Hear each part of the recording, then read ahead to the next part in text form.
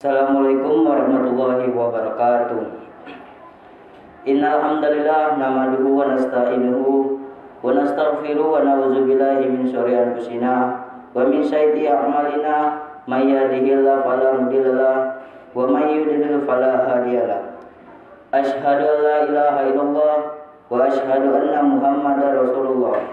Allahumma shalli ala Muhammad wa ala ali Muhammad. Amma ba'du. Baiklah, di sini saya menceritakan tentang tema lisan. Barang siapa yang beriman kepada Allah dan hari akhir, maka hendak dia berkata baik atau diam. Hadis riwayat Muslim. Dalam hadis ini Nabi Muhammad SAW bersabda mengaitkan antara berkata baik dengan keimanan seorang kepada Allah dan hari akhir. Hal ini disebabkan penjagaan terhadap lisan, mempergunakannya untuk ucapan-ucapan yang baik dan diam yang buruk adalah salah satu tanda dari keimanan. Sahabat Ali bin Thalib memberi nasihat, sesungguhnya sebaik-baik ucapan adalah yang bermanfaat dan seorang mati tersandung lidahnya dan seorang tidak mati karena tersandung kakinya. Tersandung mulut akan menambah pening kepala, sedangkan tersandung kakinya akan sembuh perlahan. Wallahu a'lam. Karena lidah atau lisan orang masuk surga dan selamat dari api neraka. Orang bisa mendapatkan syafaat Quran karena lidah orang bisa husnul khotimah. Karena lidah orang bisa dekat dengan Nabi Muhammad. Orang yang paling dekat Nabi yaitu orang yang bersalawat. Karena lidah azab tidak jadi turun. Wa tawassaw bil haq wa tawassaw bis sabr. Karena orang masih saling sehat menasihati. Karena pacaran, mabuk, tidak belajar, melakukan hal sehingga dengan nasihati semua itu orang yang terhindar dari azab. Melalui sehat orang mendapat amalan yang baik. Seseorang bertanya Rasulullah, amalan apa yang terbaik? Rasulullah SAW bersabda, ibadah yang paling dicintai Allah Subhanahu wa taala bahwa engkau wafat keadaan lisanmu basah karena zikir kepada Allah. Karena lidah timbangan seorang hamba menjadi berat, fa amma man saqulat mawazinu. Maka adapun orang yang berat timbangannya kebaikannya fa huwa fi isyatir radiyah. Maka dia berada dalam kehidupan yang memuaskan atau senang. Timbangan amalan itu amal lidah subhanallah wa bihamdi subhanallahil azim. Selama orang beristighfar, Allah tidak memberikan azab.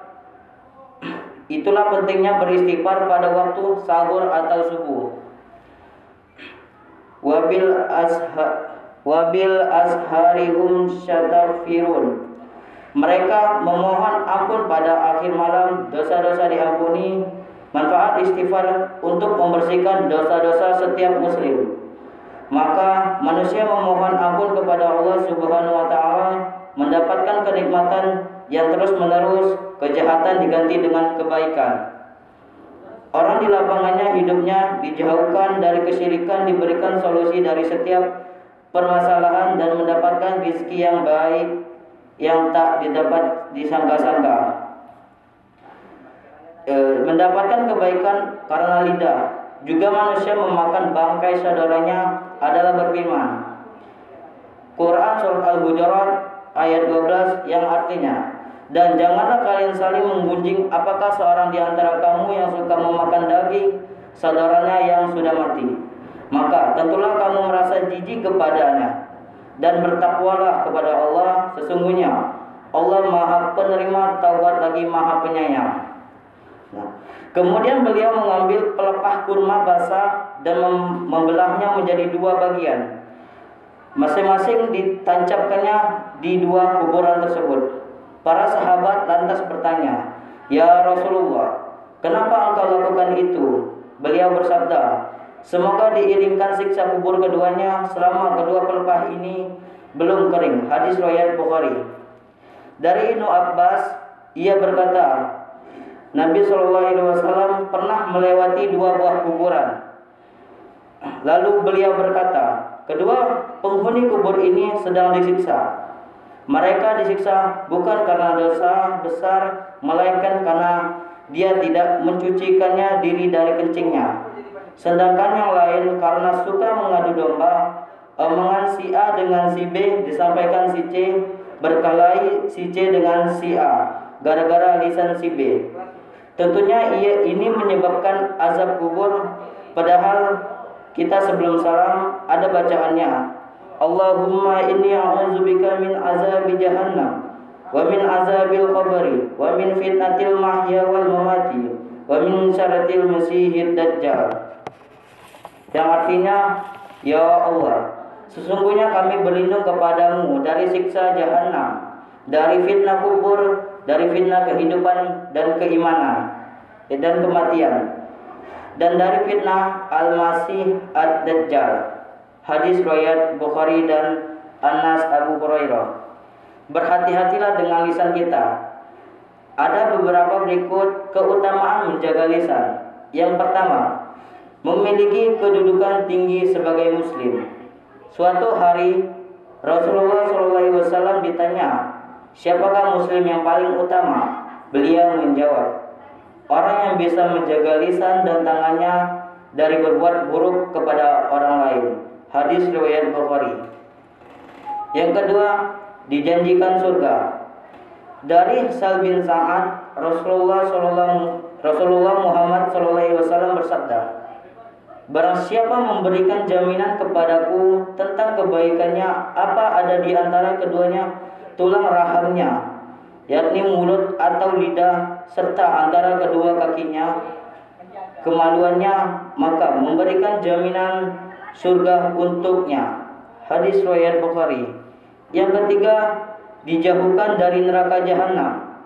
Untuk pembicaraan yang tidak jelas masalahnya atau mungkin ia tidak memiliki ilmu dalam bidang tersebut, maka sebaiknya seorang hamba diam saja. Berbicara sesuatu yang salah atau buruk justru membuat ia terjerumus ke dalam neraka jahanam. Rasulullah SAW bersabda, sesungguhnya seorang hamba berbicara dengan satu kalimat yang dibenci oleh Allah yang dia tidak merenungi akibatnya, maka ia terjatuh dalam neraka jahanam. Hadis riwayat Bukhari. Yang keempat, dijauhkan dari kebinasan. Bahwa orang-orang berbicara tanpa berpikir dan tidak mampu menjaga lisannya, maka ia akan binasa di akhirat. Bahkan wajahnya akan tersungkur dalam neraka. Sabda Rasulullah SAW, beliau terbincang dengan Muaz bin Jabal radhiyallahu anhu, maukah kuberitahukan kepadamu tentang kunci semua perkara itu? Iya, wahai Rasulullah. Maka beliau memegang lidahnya dengan bersabda, jagalah ini. Aku bertanya, wahai Rasulullah, apakah kami dituntut atau disiksa karena apa yang kami katakan? Maka beliau bersabda, celaka engkau. Adakah yang menjadikan menyungkurkan mukanya di dalam neraka selain ucapan lisan mereka? Hadis riwayat Tirmizi. Yang kelima, meningkatkan iman. Menjaga lisan termasuk dalam perbuatan meningkatkan iman seorang, dan diriwayatkan hadis Abu Hurairah. Rasulullah SAW bersabda, barang siapa beriman kepada Allah dari akhir, maka hendaklah ia berkata baik atau diam. Yang keenam, amalan sedekah yang mendatangkan pahala. Perbuatan yang terdalam menjaga lisan tidak hanya menjauhi perkataan berdosa ataupun diam, tetapi menyampaikan kebaikan ketika seorang mengucapkan sesuatu yang bermanfaat, seperti menyampaikan ayat-ayat Al-Quran atau berdakwah lewat lisan, maka orang tersebut akan.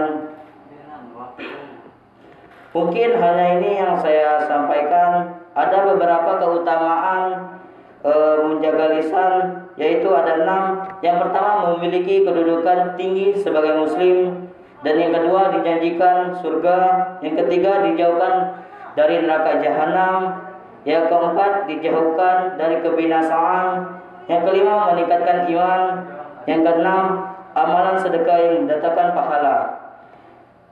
Saya akhiri, mohon maaf ada bila salah kata. Wassalamualaikum warahmatullahi wabarakatuh.